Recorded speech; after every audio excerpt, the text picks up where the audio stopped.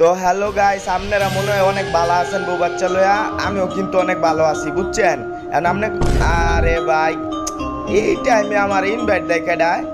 আচ্ছা যাই হোক, শুনুন গাইস, সামনে আরে বাবা রে বাবা, খালি ইনভাইট খালি ইনভাইট, ব্যাপারটা কি বুঝতেছি না তো কিছুই। তো যাই হোক গাইস, শুনুন যে, তো আপনাকে লোক আমি যেটা কইতাছিলাম, আপনাকে বউ বাচ্চা লইয়া আসা। আরে কপাল, কি রে ভাই, সবাই এমনি ইনভাইট দিতেছে।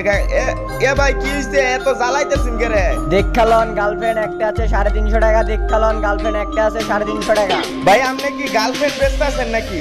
হ, লাগলে খালি লয়েলন, পরে কিন্তু আর লইতে পারবেন না। আচ্ছা ভাই, কয়টিয়া দিতে হইব হেডটা কোন? আমার তো একটা গার্লফ্রেন্ড অনেক আগে তাই প্রয়োজন। 350 টাকা একদম, কোনো দামাদামি হইব না। ভাই আমি তুই যে খালি সরকারি সুইপারের কাম করি, আমি কালকা মজুরি দিছে 300 টাকা, 2টা বাথরুম ওয়াশ করছিলাম, বুঝছো? না না হইব না, আরো 50 টাকা দিতে হইব। আচ্ছা আচ্ছা ভাই খারান। হ্যালো বন্ধু, তুই আমার 50 টাকা আওলাদ দিবি, আমার না অনেক দরকার, বুঝছস। ইয়ালা না করিস না ভাই, না করিস না, জীবনে আমার গার্লফ্রেন্ড ছিল না, একটা গার্লফ্রেন্ড